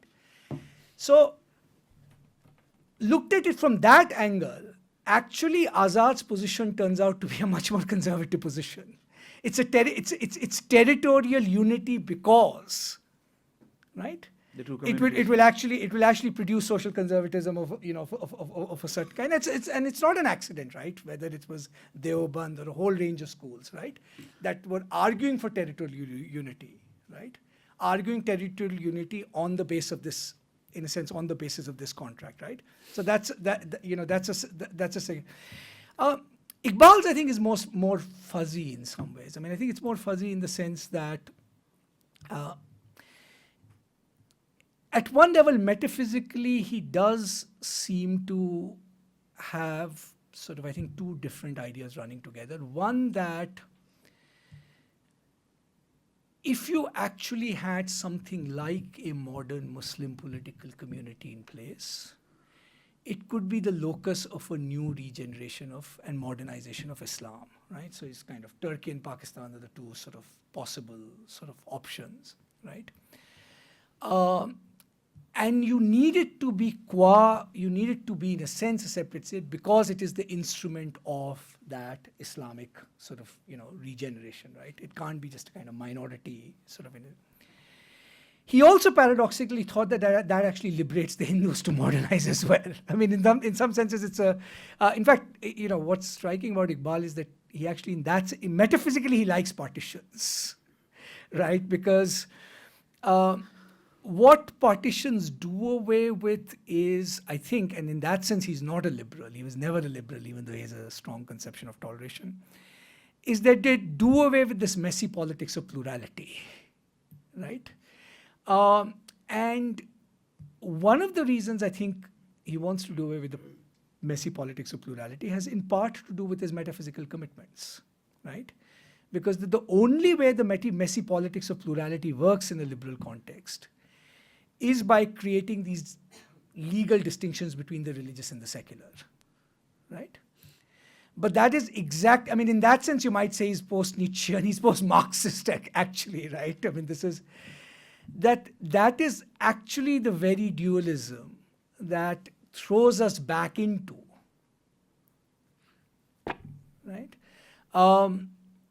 This idea of two realms that he actually wants to overcome. So if you want to think of an ethical community where of perfectible beings, each striving towards their, the best perfection they can, in a sense, attain, part of the condition of that community is actually, in a sense, kind of effacing the distinction between the religious and the secular.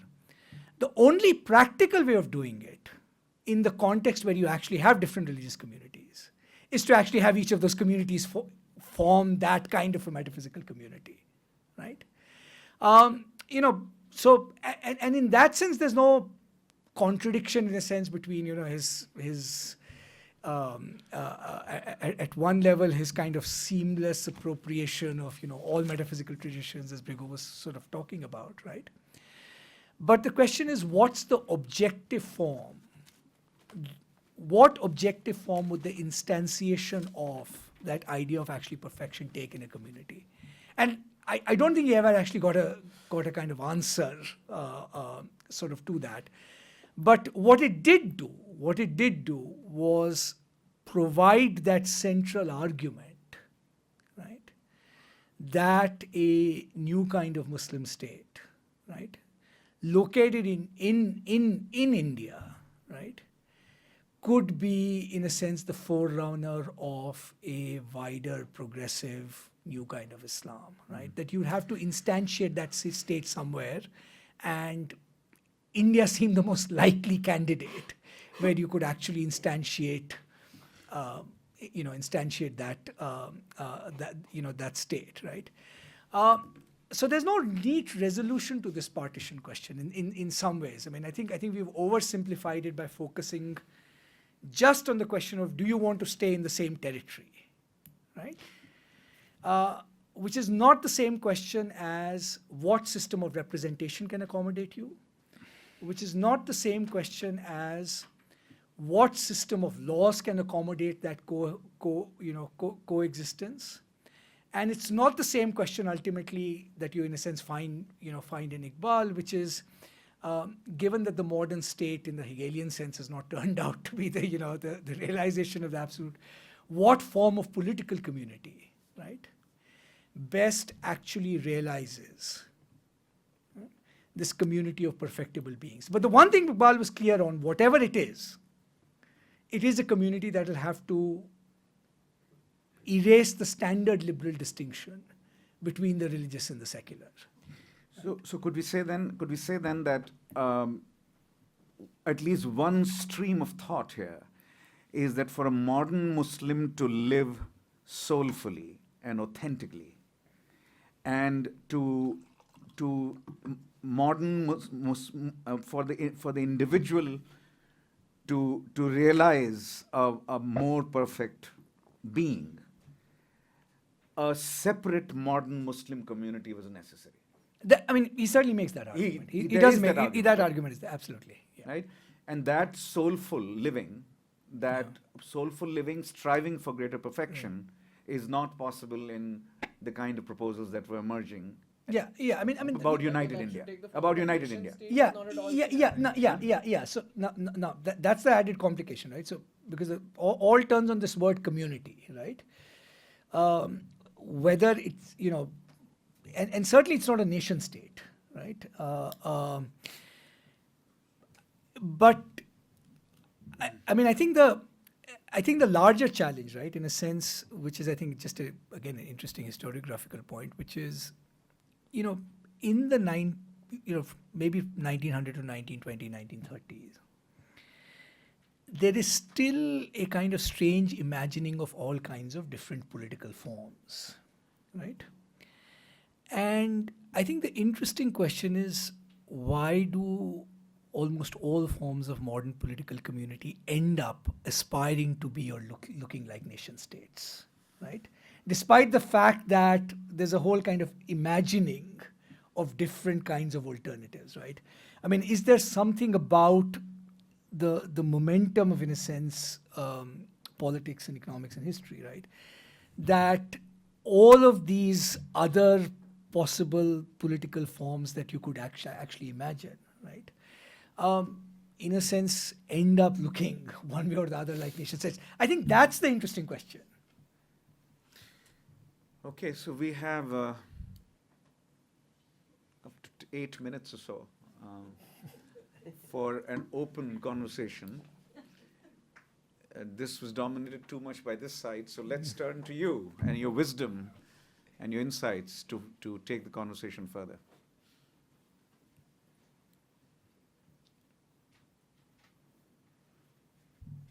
Yeah, Karuna. Thank you. That was really an inspiring panel. And To introduce Karuna, Karuna Mantana is a professor of political theory at Yale, and thank you for your visit. Yeah. I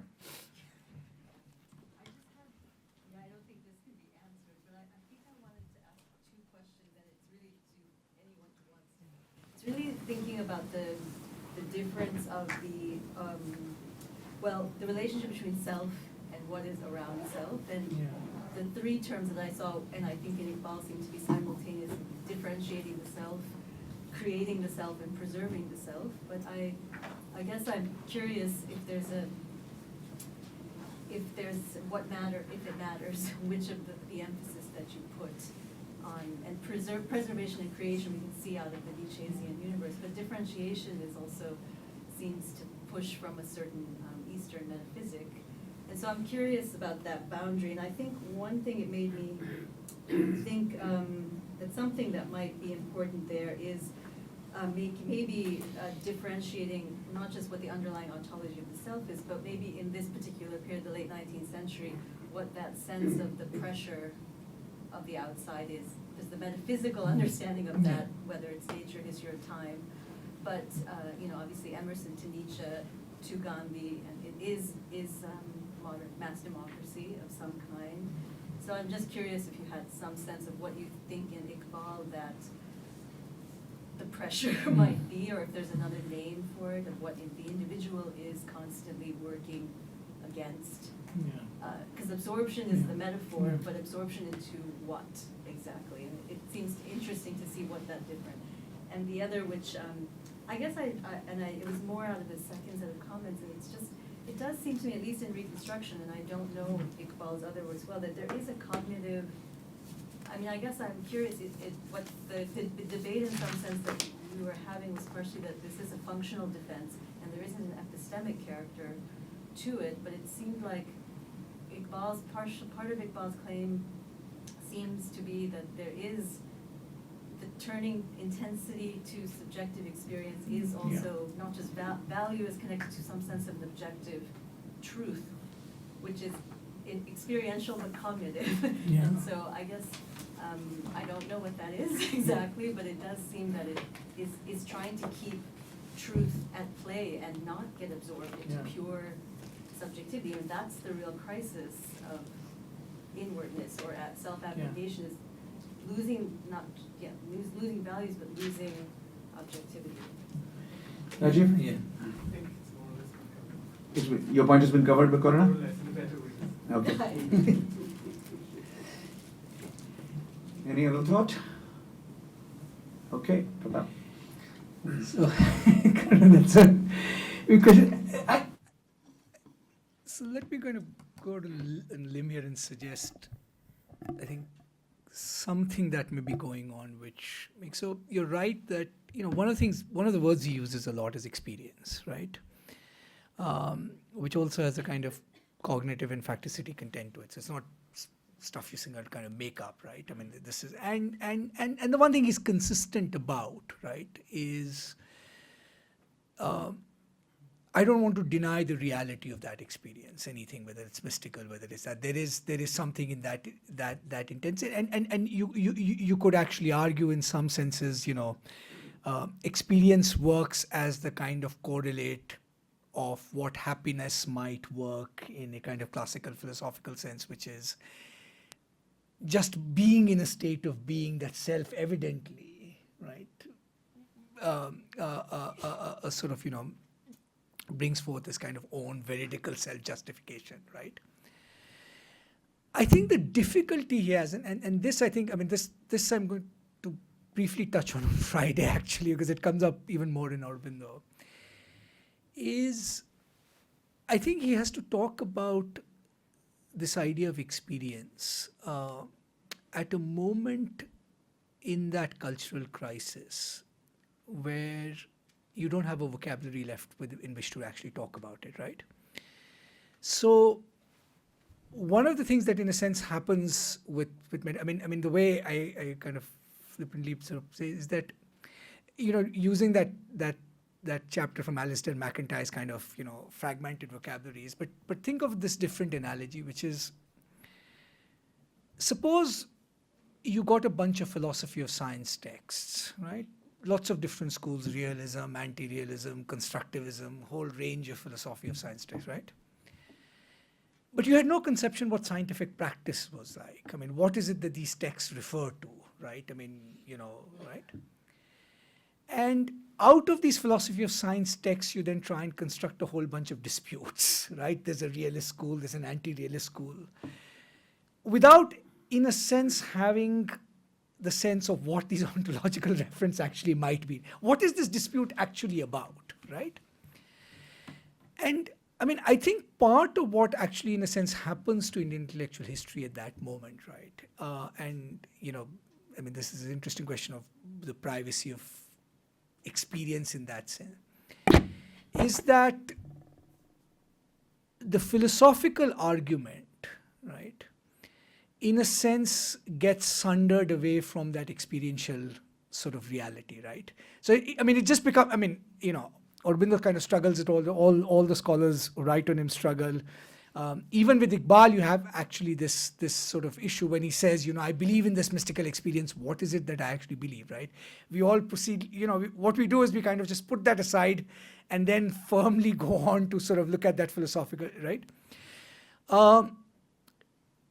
At a slightly minor level, you have a kind of similar problem in the use of experience in German sociology and German philosophy, right? From Simmel and Weber, right? So this is experience. What, I mean, what is this thing, right? Right? In a way that is actually rationally communicable and intersubjectively shared, right?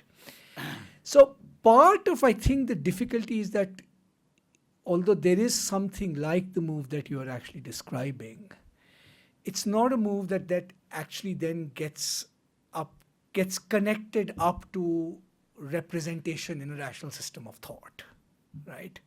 Or they have great difficulty doing it within the conceptual categories that in a sense they are actually deploying. So it just becomes more obscure, perhaps, than they intended to be. You want to say something? Sure. Take a shot at least what lies outside the stack, but just to clarify, I mean, there should be no confusion about it. Nation state is not Iqbal's idea. Yeah. He's a Nietzschean, distrusts the nation state as the answer to anything. Yeah. But the complexity of it is that the idea that Iqbal sets out the aspiration for what a community of Muslims might be, that is appropriated quite strongly by the Pakistan movement. Yeah. So, but in Iqbal himself, the idea is not at all attached to nation states. What lies outside the self, I think on this issue, as I see it, Iqbal is quite systematic and basically suggests two concepts which are central to his work, because what he's trying to do, as Pratap is very correctly pointing out in the argument against metaphysics, is it's not the end of metaphysics. It's basically metaphysics bifurcates into two problems, both of which, as I see it, he gets then the answer from Bergson, one being intensity, the second being duration, the problem that he's totally obsessed with, and basically is a region that is not unlike the problem that many philosophers were in, being and time. What is the relationship between those? So his basic thing is to take it in these two directions, as I see it, so that what lies outside the self is not infinity, but is its relationship to intensity and to duration. Bernard, would you like to? Yes, I just had a thought as I was listening to you.